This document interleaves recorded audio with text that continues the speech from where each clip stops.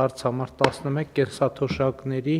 բարձրացման մասին հարցազեկուցող աշխատանքի և սոցիալական հարցերի նախարար Արսեն Թորոսյան, համեցեք պարոն Թորոսյան։ Շնորհակալություն պարոն վարչապետ, հարգելի գործընկերներ, ձեր քննարկման եմ ներկայացնում երկու կառավարության որոշումներում փոփոխությունների նախագիծը, որի արդյունքում կենսաթոշակները բարձրանալու են Հայաստանի Հանրապետությունում ապրիլի 1-ից կենսաթոշակառուների ճնշող մեծամասնության համար եւ խոսքը 623,353 հոգու համար կենսաթոշակը բարձրանալու է 10,000 դրամ եւ ավելի, մնացած 39,594 հոգու համար կենսաթոշակը բարձրանալու է շուրջ 8,500 դրամով, դրանք հիմնականում երկարամյա զինվորական կենսաթոշակ ստացող մեր քաղաքացիներն են, որոնց կենսաթոշակը արդեն իսկ միջինում կազմում է 95,000 դրամ։ Կենսաթոշակները եւ նպաստների բարձրանալու որոշման մեջ նաեւ նախատեսված է բարձրացում հաշմանդամություն ունեցող մեր քաղաքացիների համար, որոնց դեպքում նույնպես նրանց նպաստները բարձրանալու են ուղիղ 10,000 դրամով եւ հիշեցման կարգով տեղեկացնեմ, որ առաջին, երկրորդ եւ երրորդ խմբի եւ ֆունկցիոնալության խորը ծանր եւ միջին սահմանափակում ունեցող քաղաքացիների կենսաթոշակները այսօր 39, 37.5 եւ 36,000 դրամ են նպաստները եւ դառնալու են դրանք 49, 47.5 եւ 46,000 դրամ։ Վերջի օրերին իհարկե պարոն վարչապետ շատ ենք խոսել այս փոփոխության մասին, ես եթե թույլ տաք այս պահին կանգ առնեմ, որտեղ ինֆորմացիան, որը որ կհետաքրքրի, փորձեմ հարցերի միջոցով պատասխանել, բայց ընդհանուր առմամբ սա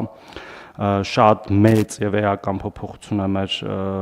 արդեն նշեցի 600,000-ից ավել կենսաթոշակառուների համար եւ սա չհաշված այն հետվճարը, որ մենք արդեն բարձրացրել էինք հունվարի 1-ից, ինչը որը կազմում է 20% եւ 10,000 դրամ, մինչեւ 10,000 դրամ եւ այս բարձրացումը բերելու է նաեւ այդ վճարի միջին թվի էլի էական բարձրացման, այսինքն ամեն յուրաքանչյուր դեպքում իհարկե կլինի տարբեր թվեր, բայց միջիններով եւ հնարավոր առավելագույններով դրանք բավական շոշափելի թվեր են յուրաքանչյուր մեր կենսաթոշակառուի համար։ Շնորհակալ եմ պարոն Թորոսյան, հարգելի գործընկերներ, այս որոշման առիթով ես նախ ուզում եմ շնորհակալություն հայտնել Հայաստանում աշխատող, արդյունք ստեղծող եւ օրենքով նախատեսված հարկերը վճարող մեր բոլոր քաղաքացիներին, այն թվում այն օտարերկրյա քաղաքացիներին, ովքեր Հայաստանում աշխատում են եւ հարկ վճարող են, եւ նաեւ ելի ուզում եմ ընդգծել նաեւ այն մարդկանց, ովքեր կամ ՀԴՄ բաց են թողում, թողարկում են կամ էլ եթե բաց թողները մոռանում են, ձեռքբերողները հիշեցնում են։ Ուզում եմ շնորհակալություն հայտնել նաև մեր թոշակառուներին, որոնցից արդեն ավելի քան 400,000-ը օգտվում է անկանխիկ առևտուր անելու այդ հնարավորությունից, որովհետև նաև առևտրի անկանխիկ համակարգի միջոցով մենք կրճատում ենք ստվերը Հայաստանի Հանրապետությունում եւ այն ժամանակ հիշում եք քննադատություններ կամ մեր հասցեին, որ թոշակառուների թոշակը բարձրացնելու համար ուզում են թոշակառուներին մղեն, չգիտեմ, հարկային տեսություն դարձնում եւ այլն, բայց ես կարծում եմ, որ մեր թոշակառուները դժգոհ չեն, որ իրանք հանրային կյանքում իրանց ակտիվությունը պահպանելու եւս մի լրացուցիչ մոտիվացիա են ստեղծում։ Ուզում եմ նաեւ շնորհակալություն հայտնել պետական կառավարման համակարգի մեր բոլոր գործընկերներին, ովքեր իրենց աշխատանքով հնարավոր են դարձրել, որ ի հեճուկս բոլոր կանխատեսումների 2025 թվականի տնտեսական աճը լինի ոչ թե 5.1%, այլ էականորեն ավել։ Եվ ես կարծում եմ, որ սա իսկապես չափազանց կարևոր որոշում է մեր սոցիալական քաղաքականության արդյունքները, ինչպես ասում են, կապիտալիզացնելու Հայաստանի Հանրապետության քաղաքացիների համար, եւ քանի որ մենք 2021 թվականին մեր ստանձնած պարտավորություն այս համակարգերով կատարում ենք այսպիսով, այսինքն նվազագույն կենսաթոշակը ավել է պարենային զամբյուղից եւ միջին կենսաթոշակը ավել է սպառողական զամբյուղի արժեքից, ընդ որում ես հասկանում եմ դե յուրե նրբությունները շատ են, բայց ինձ համար հետվճարը այս process-ի մաս է, որովհետև ես հասկանում եմ, որ համակարգային առումով այդ տողերը ինչքան հնարավոր մենք սիրում ենք տես տողերը հնարավորինս շատացնել, ես սիրում եմ տողերը հնարավորինս քչացնել։ Այսինքն դա ինձ համար կարևոր չի վերնագիրը, կարևորն է նա, որ մարդը ստանում է այդ գումարը եւ հետեւաբար պարոն Թորոսյան, այս փոփոխությունները վերաբերվում են ապրիլի 1-ից, այսինքն առաջիկա հաջորդ թոշակը թե մարտին դեռ չի արդեն վճարված է ապրիլին ստացվող թոշակը արդեն այս փոփոխությունները ներառյալ կլինեն։ Այս չէ, մարտինը չէ, հաջորդ թոշակը մարտինը արդեն վճարված է, պարոն վարչապետ, հենց ուղիղ ապրիլի 1-ին, քանի որ ապրիլի 1-ը աշխատանքային օր է, առաջի աշխատանքային օրը կփոխանցվեն փոփոխված չափերով արդեն։ Շատ լավ։ Մենք մի հատ ուրիշ խնդիր էլ ունենք լուծելու անկանխիկ ձևով թոշակները ստանալը։ Մենք հասցնում ենք ապրիլի 1-ից։ Պարոն վարչապետ, առավոտյան դրությամբ, այսինքն վերջնականապես փակված կամավոր ձևով փոխելու այդ հնարավորությունը 9200 հոգի է մնացել ընդամենը, որ դեռևս փոփոխված չէ եւ այս 25 օրը մոտակա մենք օգտագործելու ենք այդ մեր քաղաքացիների քարտերը տուն հասցնելու եւ վստահ ենք, քանի որ լավ պատրաստվել ենք այս ամեն ինչին եւ իրավական առումով եւ լոգիստիկ տեխնիկական առումով, որ ապրիլի 1-ին այդ քաղաքացիները նույնպես իրենց կեսաթոշակները կստանան իրենց քարտերի վրա։ Ընդ որում ես ուզում եմ անկեղծ ասել, ես 2 տարի եւ ավելի տենց էլ չեմ հասկանում այդ խոսույթը, որ տարիքով կամ սահմանափակում ունեցող մարդկանց հարմար չի թոշակը ստանալ անկանխիկ։ Չեմ կարողանում հասկանալ, որովհետեւ նախ այդ գումարը ավելի անվտանգ է, որովհետեւ այդ գումարի ցանկացած շարժ հետագայում հետագծելի է, ինչ եղավ։ Երկրորդը սահմանափակում ունեցող մարդը այս պարագայում հարավել եւս թոշակը ստանալու համար ոչ մի լրացուցիչ գործողություն անելու կարիք չունի, այսինքն իր սեղանին կամ դրա բանակի մեջ քարտը դրած է, թոշակը գալիս է։ Եվ ես կարծում եմ, որ եթե նույնիսկ ինքը տալիս է ինչ-որ մեկին, որ իր համար առևտուր անեն, այդ դեպքում էլ է հետագծելի։ Ինչ ձեռք բերվեց, ինչ գնով, արդյոք ձեռք բերվեց այն, ինչ որ ակնկալում էր եւ այդպես շարունակ, եւ հետեւաբար ստեղ էլ էս այն դեպքն է, որ տենց բանի ներքո սպառնալիքների ներքո, ոչ թե սպառնալիք է տառմով, որ վայ պրոբլեմ կլինի, ես կլինի, մի հատ էլ նայենք, 2 տարի անկեղծ, հա մեր համակարգին անդադ ասում է, լավ չանենք, որովհետև խնդիր կլինի։ Ես 2 տարի մտածում եմ այդ ասում եմ, լավ, ինչը չեմ ես հասկանում այս իրավիճակում։ Եվ հետեւաբար լավա ուշ քան երբեք, բայց ինչի համար եմ ասում, եթե հանկարծ իրոք կպրոբլեմ կլինի որևէ տեղ, որ մենք չենք հասկացել այսքան ժամանակ, մենք կգնանք այդ խնդրի հետևից օպերատիվ ձևով կլուծենք։ Պետք կլինի կչեղարկենք մեր որոշումը, ներողություն կխնդրենք, բայց ես չեմ կարող պատկերացնեմ այդպիսի իրավիճակ։ Երկրորդը, մեր մարզային այցելությունները ինձ ցույց տվեց, չնայած արդեն 400,000, որ օգտվում են անկանխիկ առևտրից, արդեն ըստ էության արդեն պարզա, որ համակարգը գնալու է, բայց մենք մինչև հիմա էլ խնդիր ունենք գոնե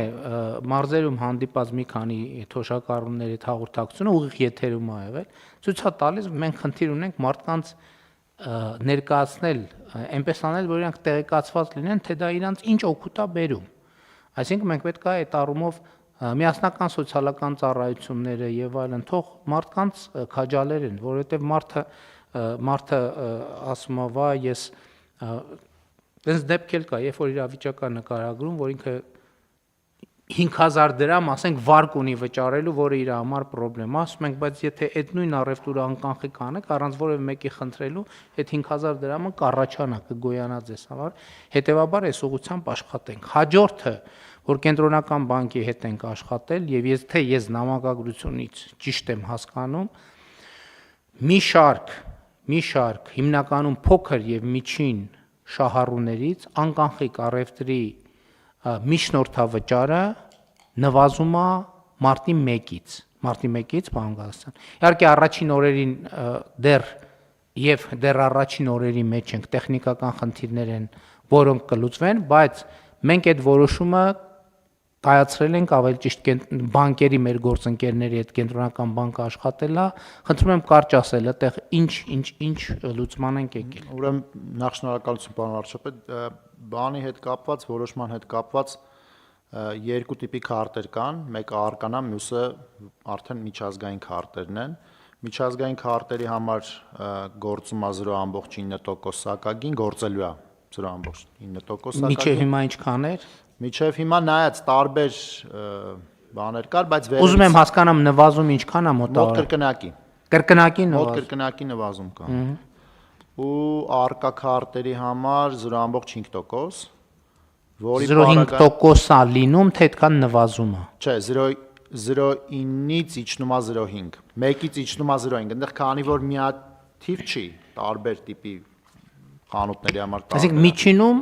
մենք Էլի մոտ կրկնակի, այսինքն ամեն մեկը իր բանի մեջ մոտ կրկնակի։ Իսկ սա բոլոր տնտեսվարողների համար թե Չէ, սա փոքր եւ միջին։ վերաբերվում է փոքրներին, սա վերաբերվում է մինչև 150 միլիոն շրջանառություն ունեցող խանութներին, կրպակներին եւ այլն։ Քանի որ Ներողությունը ինչ կապ ունի հարցի հետ, որովհետև հիմա շատ նաև խոսվում է նրան մասին, որ գյուղական վայրերում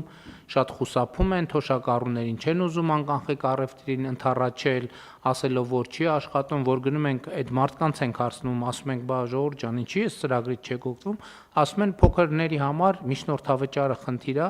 Հիմա մենք քննարկեցինք եւ որոշեցինք աշխատել եւ խնդրել մեր գործընկերներին, որ նաև սոցիալական պատասխանատվության համատեքստում մեր բանկերը ընդառաջ գնան այս տրամաբանությանը եւ շնորհակալ ենք այն բանկերին, ովքեր ընդառաջ են գնում։ բոլորն են այդ Բոլոր կատեգորիայի բանկերն մեջ, բոլորը։ Ուրեմն բոլորին ենք շնորհակալ։ Այսինքն եւ տեխնիկական խնդիրների հետ կապված էլ 3 չառաջի օրը երեկոյան բանկերի միությունը հաղորդագրություն տարածեց, այսինքն այն տնտեսվարողները, որոնք նույնիսկ միջև ամսի 1-ը կամ ամսի 1-ից որոշակի ժամանակ անց կունենան տեխնիկական խնդիրներ, իրանք պիտի լինեին այդ կատեգորիայի մեջ, բայց բանկը չի հասցրել կպցնել, որովհետև լոգիստիկ խնդիրներ կան, այդ տնտեսվարող սուբյեկտների համար մարտի 1-ից հետո վճարված ավել գումարները կփոխհատուցվեն։ Ինքը հետ կտան այդ գումարները։ Սա կարծում եմ շատ կարևոր եւ համակարգային որոշում է եւ հույս ունեմ, որ նաև անկանխիկ առևտուրը մարզերում, գյուղական բնակավայրերում կզարգանա։ Իմիջիայլոց ասեմ, տուրիստական հոսքերի համար էլ է սա շատ կարևոր, որտեղ ժամանակակից զբոսաշրջիկները իրանք սովոր չեն արդեն տենց թղթադրամների հետ գործ ունենալ եւ այլն եւ սա կարևոր է։ Շատ լավ։ Հա, եւ հաջորդ հարցը, հարգելի գործընկերներ, հիմա քանի որ մենք այդ նպատակներին խնդիրներ լուծել ենք, շատ կարևոր է ունենալ համակարգ, որ մեզ հետ չպտտի։ Այսինքն նվազագույն պարենային զամբյուղ եւ սպառողական զամբյուղ, եւ ես արդեն առիթ ունեցել եմ ասելու, որ մենք պետքա դա գնաճի հետ կապենք եւ գնաճով բան անենք, վերանայենք, ինդեքսացիայի ենթարկենք, բայց ստեղ մենք մի խնդիր ունենք լուծելու, այս համակարգը պետքա մի քիչ հետաձգված է գործելու, որովհետեւ որպեսզի մեր բյուջետային process-ները նաև կանոնակարգերը չխառնենք ամեն ինչը իրար, այսինքն 2028 թվականից դա կմտնի ուժի մեջ, որպեսզի նախորդող շրջանի գնաճի տնտեսական աճի արդյունքները արդեն ամփոփված լինեն եւ առաջիկա բյուջետային process-ների ընթացքում մենք դա ամբողջական ունենանք։ Եթե մենք բոլորս ավելի լավ կաշխատենք, այդ թվում տնտեսությունը եւ այլն հարկային եկամուտները ավելին կլինեն, մենք գնայինք, բայց մեր նպատակը, հա, ընդ որում ես ուզում եմ էլի այս ֆունդամենտալ ձևով արձանագրենք։ Էլի ամենայն հարգանքով, բայց ես այդ տողերի միջև շատ տարբերություն չեմ դնում։ Ես չեմ տեսնում տարբերություն քաղաքացին,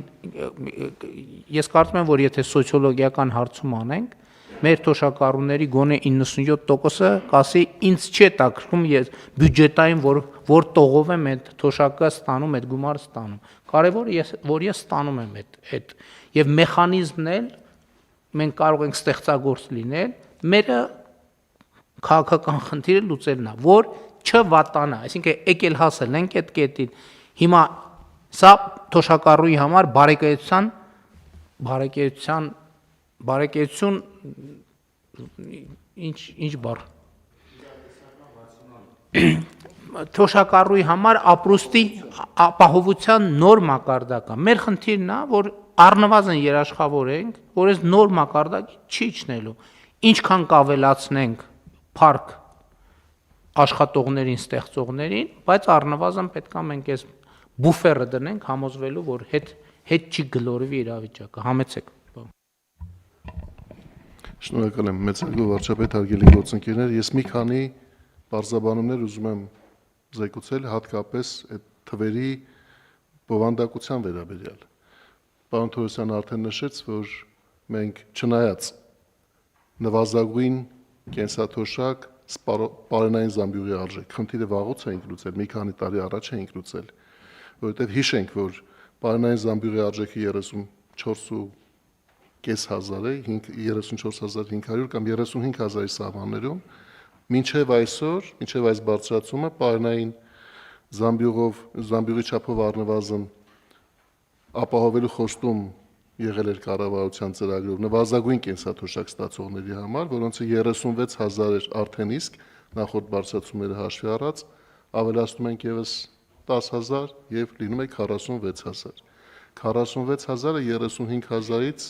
էապես է բարձր, պարոն վարչապետ, եւ եթե անգամ 2027 թվականին արժեզրկումը հաշվի առնելու լինեինք, միևնույն է մենք շատ բարձր ենք այն հայտարարված նվազագույն պարտավորվածությունից կամ հանձնառությունից, որ եղել է կառավարության ծրագրով։ Հետևաբար եւ մտածելու եւ ճիշտ կարգավորումներ սահմանելու ժամանակ մենք առնվազն այս առումով ունենք։ Հաջորդը սպառողական զամբյուղի արժեքի չափ։ Ի վերջո մեր հանձնառությունը եւ խոստումը ո՞րն է եղել, որ միջին կենսաթոշակ ստացող մարդը կստանա այնքան, որ կարողանա վճարել սպառողական զամբյուղի կազմի մեջ մտնող ապրանքների եւ ծառայությունների դիմաց։ Ինչպես դուք արդեն ասացիք, եւ պարոն Թորոսյանը նշեց իր խոսքում 49.000 դրամ առ այսօր միջին կենսաթոշակի չափն էր, ավելացնում ենք 10.000-ով եւ միայն դրամական այդ հատվածը 59.000 է։ Բացի դա, հետվճարի ձևով յուրաքանչյուր կենսաթոշակառու ունի իրավունք ստանալու մինչև 10.000 դրամ։ Միջինը մինչև այսօր 7.000 էր հետվճարի, եւ մենք այս բարձրացումները հաշվի առնելով կարող ենք վստահ լինել, որ շատերի դեպքում այդ 10.000-ը կլրացվի։ Եվ այս 59.000-ը եւ այդ 10.000-ը միասին արդեն 69.000-ին կարող են մոտենալ, որը նորից էապես բարձր է, քան սպառողական զամբյուղի արժեքը։ Բայց այստեղ մի կարևոր հանգամանք էլ կա։ Պարոն Թորոսյանի հետ այդ մասին խոսել ենք եւ ես համաձայն եմ, որ ձևակերպումների տեսանկյունից պարոն Թորոսյանի եւ աշխատանքի եւ սոցիալական հարցերի նախարարության հիմնավորումները շատ ամուր են։ Կառավարությունը հայտարարել է, որ միջին կենսաթոշակը բարձր կլինի սպառողական զամբյուղի արժեքից, անկախ նրանից, թե ինչ է մտնում այդ սպառողական զամբյուղի արժեքի մեջ։ Բայց այդ 62.000 դրամի մեջ 6.000 նախատեսված են առողջապահական ծախսերի համար։ Եվ մենք պարտադիր ապահովագրության առողջապահական ապահովագրության համակարգով այն ծախսերը, որ թոշակառուն կկատարեր իր միջին կենսաթոշակը ստանալով, զգալի չափով կատարում ենք ապահովագրության համակարգի հաշվին։ Այսինքն, եթե նույնիսկ չգնահատենք, թե այդ 6.000-ի որ չափն է, որ այլևս չի ծախսելու կենսաթոշակառուն, դա նույնպես պետք է մտովի ավելացնել են 69.000 դրամին, որ արդեն կառավարության կողմից որպես դրամական կամ ոչ դրամական բնեղեն ծառայությունների միջոցով հասանելի հատուցում ապահովում է կենսաթոշակառուների համար։ Սա նույնպես մեկ կետ է, թե մենք ինչու ժամանակ ունենք նորից մտածելու այդ ինդեքսավորումը ավելի ինստիտուցիոնալ հիմքերի վրա կառավարության եկող ծրագրային ժամանակահատվածում լուծելու համար։ Պարոն վարչապետ, ես մի բան եմ խնդրում, որ պարզաբանեմ, հարցին առնչվող է եւ շատ կարեւոր եւ այսօր առավոտյան մամուլին ծանոթանալուց նկատեցի, որ այդ հարցը շրջանառվում է, թե իսկ արդյոք այս բարձրացումը, որ տարվա միջին մասում կատարվում է 79 միլիարդ դրամ կամ 78 միլիարդ դրամ ծախսեր է առաջացնելու, ապահովված է համապատասխան եկամուտներով։ Ընդ որում մեր լրագրողական համայնքը շատ ուշադիր են հրապարակային փաստաթղթերի նկատմամբ, որոնք կառավարությունը տեղադրում է քննարկումների վերաբերյալ, առիթ է դարձել մեր աշխատանքային քննարկումների փուլում ֆինանսների նախարարության կողմից մի դիտարկում, որ այսպիսի ավելացումը մակրոտնտեսական տեսանկյունից ռիսկ է, որ պետք է կառավարել ֆինանսական ծախսերի ավելացման տեսանկյունից, ինչը մենք քննարկած ենք եղել եւ լուծումները նախապես գտել ենք հենց ֆինանսների նախարարության եւ պետեկամուտների կոմիտեի հետ։ Այսինքն մենք նախապես իհարկե այսօրվա քննարկման հարց չի, որովհետեւ մենք այսօր խոսում ենք ոչ թե բյուջետային միջոցներ հատկացնելու վերաբերյալ, որը առանձին որոշմամբ կգա հաջորդիվ, այլ մենք խոսում ենք միայն քաղաքականությունը փոխելու վերաբերյալ։ Բայց առնվազն մեր քննարկումները ցույց են տվել, որ մենք երկու բան ենք անելու։ Առաջինը հատկացումները կատարելու ենք երամսյակային կտրվածքով լրացուցիչ հատկացումները, որ տարվա ընթացքում ֆինանսական կառավարելիությունը մշտապես լինի մեր տեսադաշտում եւ խելամիտ կարգավորումների ներքո, եւ երկրորդը վստահ ենք, որ պետական եկամուտների կոմիտեի հետ նաեւ նախապես քննարկումների արդյունքում ձեր իսկ կողմից նշված արդեն ավելի բարձր տնտեսական աճի բազայի վրա նոր հարկային եկամուտների ակնկալիքներ ունենք, որոնք տարվա ընթացքում իրացվելու են։ Այսինքն առնվազն այս ավելացման կեսը ապահովված է լինելու լրացուցիչ հարկային եկամուտներով, որի մասին մենք ընթացքում տարվա կխոսենք, իսկ մնացած մասը մենք եւ պաուստային ֆոնդում այդպիսի հնարավորություններ ունենք եւ ծախսերի վերաբաշխման եղանակով հնարավորություն ունենք տարվա ընթացքում կառավարելու ենք։ Ես վստահ եմ, որ նաեւ այսօր կառավարության նիստից հետո հավանաբար ձեզ այդ հարցը կտան, դրա մասին ուզում եի նախապես խոսել, որ լինի ընկալում եւ համոզմունք, որ ամեն ինչ կառավարելիության շրջանակում է։ Շնորհակալ եմ, պարոն Խաչատրյան, այո, ձեր նշած առաջին հատվածը, որը վերաբերում է սպառողական զամբյուղի մեջ առողջապահական ծախսերին, նախորդ օրերին ձեր նշած ինստիտուցիոնալ համակարգը մեզ ներկայացրեցին հենց մեր թոշակառուները։ Օրինակ Իջևանի հենց կենտրոնում թոշակառուներից մեկը բացատրեց, որ նախկինում ինքը 30-ից 40 հազար դրամ իր թոշակը վճարում էր դեղեր ձեռք բերելու համար, հիմա այդ դեղերը ստանում է, եւ հետեւաբար ինքը ներկայացրեց, որ իր թոշակը ավելի մեկից ոչ թե 10,000-ով է բարձրանալու, այսինքն միջև հիմա արդեն 30,000-ով բարձրացել է, եւ ոչ թե 10,000-ով է բարձրանալու, այլ 40,000-ով է բարձրանալու, նույնքը մի քիչ ավելի բան արեց, ես իր այս այն դեպքն է, որ քաղաքացու ասած թվերը ես տենց նվազեցնում եմ, որովհետեւ բան չլինի։ Եվ երկրորդը մեր բյուջետային հարցերին անդրադառնալու համար եկեք նայենք 2025 թվականին ինչա տեղի ունեցել։ 2025 թվականին մենք բյուջեի եկամտային կանխատեսումը փոխել ենք եւ ավելացրել ենք ինչքան 30 թե 40 միլիարդով։ Եվ արդյունքում կատարման արդյունքում, այսինքն մենք խորհրդանում ընդունած բյուջեից մեր հարկային եկամուտները գերակատարել ենք ինչքան Համեցիկ։ Շնորհակալություն, պարոն վարչապետ, այո, մենք 26 թվականի բյուջեն պլանավորելուց նախատեսել ենք, որ 25 թվականին պլանավորվածից 30 միլիարդով ավելի քիչ եկամուտ ենք հավաքելու։ Եվ քանի որ այդ պլանի համեմատ Եղություն էլի պարոն Հովհաննիսյան, որպեսզի հասկանալի լինի նաև հանրությանը ինչի մասին է խոսքը։ Մենք երբ որ պլանավորում ենք 26 թվականի բյուջեն, 26 թվականի բյուջեն պլանավորելիս, երբ որ սկսում ենք, իր նախորդ աստիճանը, նախորդ տարվա բյուջեն է, որի վրա մենք ոտ ենք դնում, որ մեր ոտը դնենք հաջորդ աստիճանի վրա։ Հիմա մեր կանխատեսած ոտը, այս մի աստիճանը եղել է 30 միլիարդով պակաս, քան հետո արդեն հունվարի 1-ին հասկացել ենք, որ մենք մեր այս մի ոտը 30 միլիարդով ավելի բարձր է, քան թե մենք նախկինում մտածել էինք։ Դրան գումարվում է նաև տնտեսական աճի հավելյալ չափի էֆեկտը, որը մեզ Ելի ընդհատեմ, հաջորդ աստիճանն էլ, այս մյուս ոտն էլ տնտեսական աճի կանխատեսումների վրա է, որը եւ ներքին եւ միջազգային կազմակերպությունների կողմից նույնն էր, չէ՞ մոտավորապես եւ մերը ավելի բարձր մի քիչ ավելի բարձր, բայց միջազգային կազմակերպություններն էլ մեր ներքին փորձագետներն է կանխատեսում էին, որ մոտավորապես 2% ավելի քիչ կլինի տնտեսական աճը։ Այսինքն այստեղ էլ այս մի ոտն էլ իրականում երբ որ փետրվարի վերջին վիճակագրության կոմիտեն հրապարակեց նախորդ տարվա տնտեսական աճը, այդ ժամանակ մենք տեսանք, որ կոպիտ ասած այս մի ոդքն էլ է էականորեն բարձր։ Եվ դրա հետևանքով մենք ակնկալում ենք, որ այս տարի մենք կունենանք 40 միլիարդով ավելի հարկային եկամուտներ, քան պլանավորված է 2026 թվականի բյուջեով։ Եկեք ասենք առնվազն 40։ Եվ բնականաբար մենք ունենք նաև պաուստային միջոցներ, որոնք դրված են տարվա ընթացքում ի հայտ եկող այլ խնդիրներ լուծելու համար այս երկու աղբյուրներից մենք կարողանալու ենք ֆինանսավորենք այս բանը, բայց եթե թույլ տաք մի դրվագ այդ պարոն Խաչատրյանի ասած մասով մեր դիտարկումը եղել է այն մասին, որ նախագծի մեջ բացահայտված չի աղբյուրը, բայց մենք իրար հետ քննարկման ժամանակ այդ աղբյուրները իդենտիֆիկացրել ենք եւ ըստ այդը մենք որոշում կայացրել, որ այս ճանապարհով գնանք եւ այստեղ որևէ խնդիր չկա։ Պարոն Խաչատրյան, ձեր ասած մյուս դիտարկման հետ կապված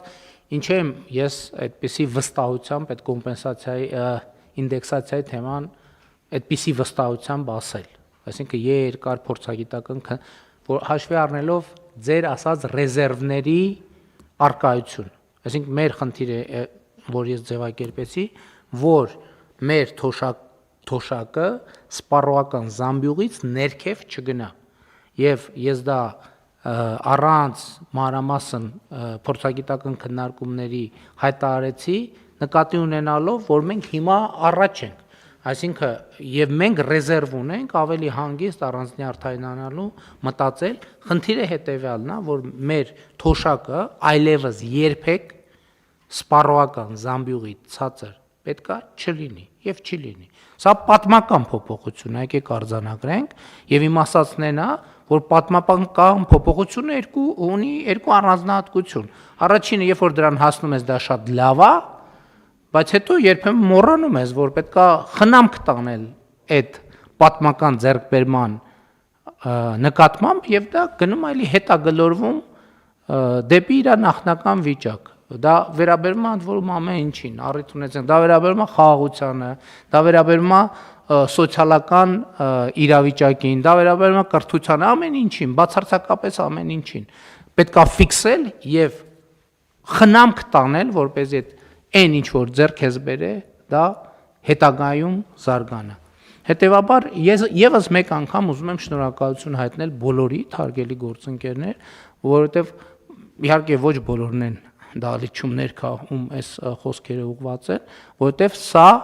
ձեր աշխատանքի արդյունք է եւ սա ձեր աշխատանքի ձեռքբերումն է։ Ես մի միտք էլ կա, որը ելի գիտեմ կրքերա բորբոքելու, բայց ես այդ միտքը պետք է ասեմ։ Ես օրինակ մտածում եմ, թե ինչն է պատճառը, շատ կարևոր է արձանագրել, ինչն է պատճառը, որ մենք ավելի մեծ տնտեսական աճ ենք ապահովել, քան կանխատեսվում էր։ Պատճառները բազմիցս են, արդեն աշխատող, արդյունք ստեղծող մարդկանց բոլորին շնորհակալություն հայտնեցի, թոշակառուներին շնորհակալություն հայտնեցի։ Հիմա միտքը, որը կրքեր է բորբոքելու։ Իմ կարծիքով պետական կառավարման համակարգը սկսեց շատ ավելի մոտիվացված աշխատել, երբ որ մենք նախորդ տարվա արդեն մարտից, ապրիլից սկսեցինք քննարկել արդյունքի վրա հիմնված վարձատրության համակարգը ներդնելու մասին։ Արդեն մարտ-ապրիլից մեր ամբողջ պետական կառավարման համակարգը գիտեր, որ վարձատրության համակարգը փոխվելու եւ այդ վարձատրության համակարգը ուղիղ ձևով կապվելու է ցույց տված արդյունքների հետ։ Ես տնտեսական աճ ինքն էլ 2%, ինքը հարգելի գործընկերներ, 2%-ը շատ մեծ տոկոս է, ասենք երկրներ կան, որ տարեկան 2% տնտեսական աճ են ունենում, իրանք իհարկե հիմնականում բարձր զարգացվածության շեմ ունեցող երկրները, իրանք շատ ուրախանում են։ Սա շատ մեծ տոկոս է, եւ ես համոզված եմ ուղղակի իմ վերլուծությունը, որ գործոններից մեկը, որը բերել են նրան, որ մենք այսօր կարող ենք սոցիալական ոլորտում պատմական փոփոխության հասնել, դա վարձատրության նոր համակարգն է, որի ներդրումը մենք սկսել ենք անցյալ տարվա առաջին կեսից, որպեսզի ընդդիմադիրները շատ չչարչարվեն, ասեմ, որ ես հիմա խոսում եմ, որովհետև զգում եմ, որ տերմինաբանությունների մեջ շատ չեն կողմնորոշվում։ Ես հիմա խոսում եմ պարգևավճարների համակարգի մասին։ Այն խոսում եմ այն համակարգի մասին, որը միլիոնավոր դրամներ է բաշխում պետական պաշտոնյաների միջև եւ ուզում եմ ընդգծել, որ 2024 թվականի բյուջեով մենք 4.5%-ը 24 թվականի բյուջեով 25-ի բյուջեով 6.5 միլիարդ մենք բան արեցինք, պահպանման ծախսերը պետական համակարգի 6.5 միլիարդ էր, Այո, պարոն վարչապետ։ 6.5 միլիարդ մենք հենց պետական համակարգից, այսինքն որ նախկինում կար, էլի տրվում էր պետական համակարգին։ Մենք կրճատեցինք դա, ռեզերվ արեցինք, մինչև հիմա 3.5 միլիարդն ենք ուղղել։ 3.5 միլիարդը ուղղեցինք պետական կառավարման համակարգի ավելի արդյունավետ դարձնելու եւ հիմա 78 միլիարդ այդ թվում դրա արդյունքում սեն շատ կոնկրետ տալիս ենք մեր թոշակառուներին, ընդ որում 78 միլիարդի մեջ հետվճարը մտնում է 78 միլիարդ։ Ես ուզում եմ ցույց տալ, որ ես ուզում եմ ասել, որ շատ ուրախ եմ եւ կներեք շատ գոհ եմ, որ ես ինքս այդ որոշումները կայացրել եմ, որովհետեւ ես հիմա տեսնում եմ այդ որոշումների պատճառահետևանքային կապը։ Այդ որոշումն է, որ ինձ հնարավորություն է տալիս կներեք պերաշկի ուտել, 1000 ներողություն։ Որովհետև ես գիտեմ, որ երկրում ինստիտուցիոնալ մակարդակի կայացման ավելի բարձր մակարդակ կա։ Եվ ես կարիք չունեմ մի բանը ամբողջ գիշեր ասել հան տենեսեն մեկը ինչ անում, ես գիտեմ, որ համակարգը մոտիվացված աշխատում է։ Սա պետության հատկանիշ է։ Սա պետության հատկանիշ է։ Ի վերջո քաղաքական բանը վարչապետը եւ նախարարներն էլ կներեք, բայց դա նորմալ բան է, իրանք մեծ մասամբ քաղաքական գործիչ են, փոքր մասամբ վարչարար, որտեվ վարչապետը պետք է խնդիրները դնի, համակարգը պետք է գնի, քաղաքական են այդ խնդիրները։ Այդպես է եղել առողջության ապահովագրության համակարգը։ Ես մեր գործընկերներին հրավիրել եմ, ասել եմ, գիտեք ինչ, հունվարի 1-ից պետք է առողջության ապահովագրության համակարգը լինի։ Բայց կներեք, եթե ես նախկինում այդ կնշանակեր, որ ես 15 օր կամ 20 օր կամ մի ամիս պետք է ամենօրյա ռեժիմով զանգեմ, ասեմ, շաբաթը մի անգամ էլեկտրոնային փոստ եմ գրել, ընդ որում ոչ թե առաջին մակարդակի քաղաքական կառավարության անդամների հետ կապված է խնդիր եղել, որ իրանք էլ իրանց հերթին, չէ, պետք է կարողանան համակարգերը, ես իմացել եմ, որ համակարգերը աշխատելու են։ Համակարգերը աշխատելու են, որովհետև համակարգը այն վիճակում է, որ չի կարող մեզ մեղադրել, որ մենք իր կարիքները արհամարում ենք։ Այո, եւ մենք հիմա գերկենտրոնացած պաշտոնյա, գերկենտրոնացած պաշտոնյայի ընտանիքի անդամը նույնիսկ իրեն իր աշխատանքից պետքա չկարողանա շեղի։ Եվ ես այդ պատասխանատվությունը վերցրել եմ ինձ վրա եւ վերցնում եմ եւ ես ցույց եմ տալիս, թե մենք ինչպես նախ 6.5 միլիարդ կրճատեցինք, դա էլ էր ծանր որոշում։ Որտեղ մենք պետական համակարգը սենց դրեցինք եւ կամային որոշմամբ ասցինք 4%-ով 6.5 միլիարդ փող վերցնում ենք ձեզանից։ Ես հիշում եմ, բոլորդ էլ լարված էիք, հարգելի գործընկերներ։ Այդ որոշումները կայացնելն էլ հեշտ չի։ Որոշումները կայացնելն էլ հեշտ չի, բայց այդ որոշումը մեկ կայացվել է։ Հիմա այդ 6.5 միլիարդից, որը ուզում եմ հիշեցնել, նախկինում համակարգի 6.5 միլիարդից 3.5 միլիարդը վերադարձրինք համակարգին այլ մեխանիզմով, այլ խողովակով, այլ բովանդակությամբ, այլ տեքստով, հիմա դրա արդյունքում 78 միլիարդ փոխանցում ենք մեր թոշակառուներին։ Այս լա թոշակառուներին մասին է, չենք խոսում ուսուցիչներին, զինվորականներին, դպրոցներ, մանկապարտեզներ, ճանապարհներ եւ այլն եւ այդպես շարունակ։ Եվ հետեւաբար մենք գնալու ենք այդ ճանապարհով, այո,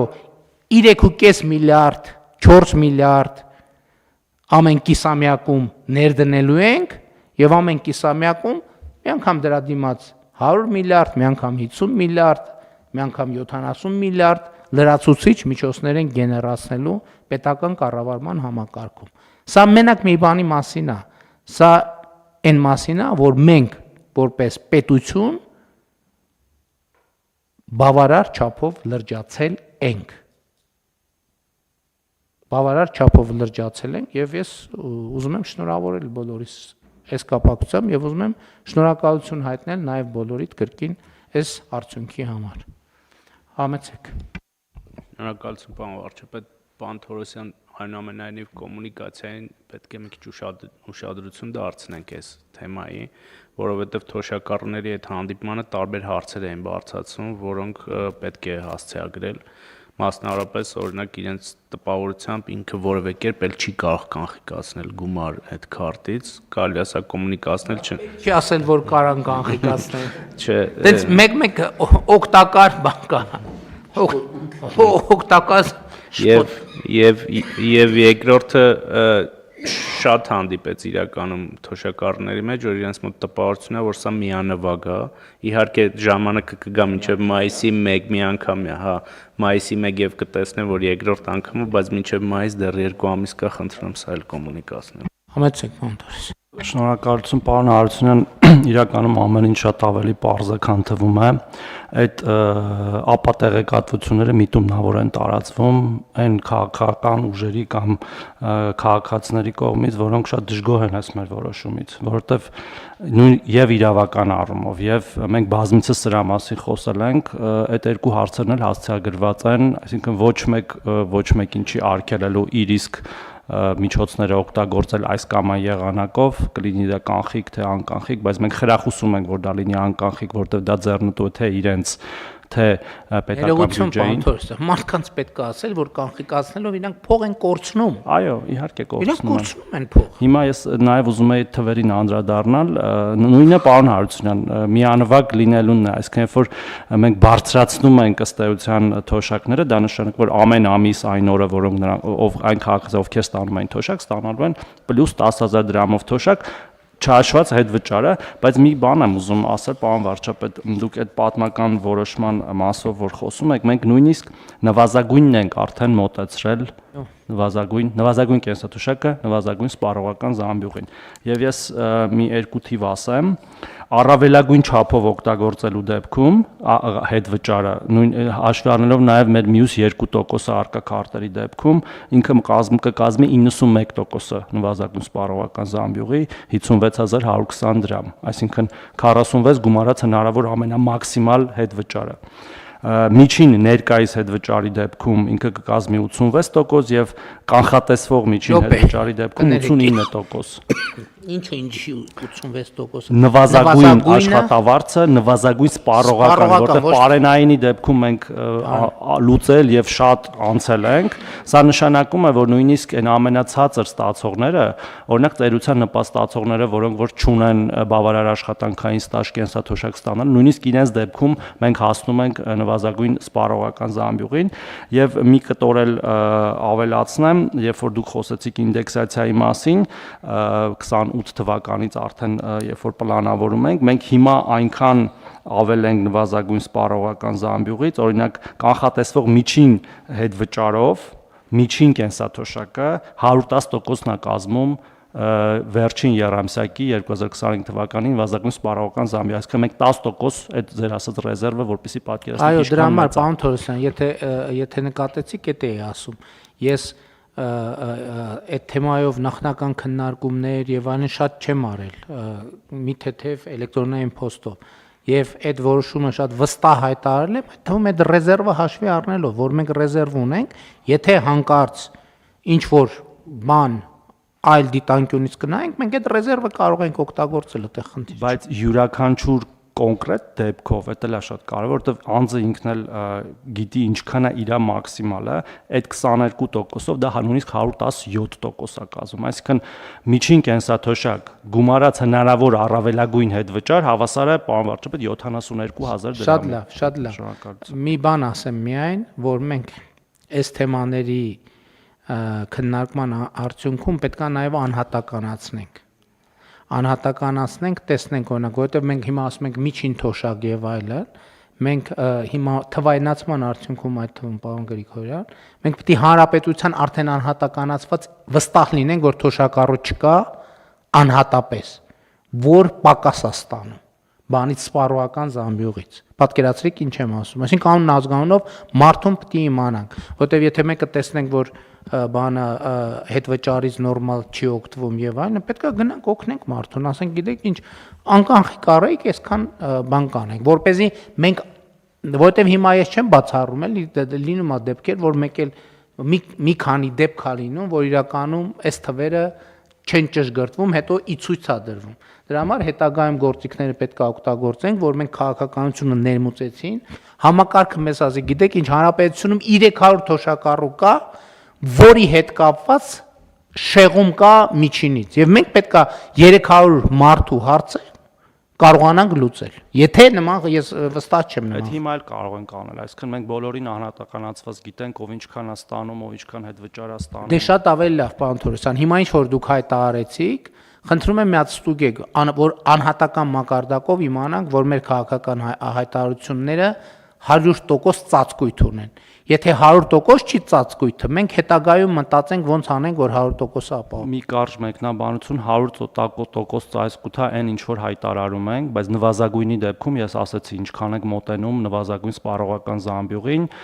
մենք գիտենք այդքան քաղաքացի ունենք եւ հետագա մեր քաղաքականությունները մշակելիս կարող ենք անդրադառնալ նաեւ այդ սեգմենտին։ Շատ լավ։ Մեր գործընկերները արդեն ակնարկում են, որ մենք թոշակառուներին արդեն բան արինք, այտենց շփոթեցրինք, մոլորեցրինք, հիմա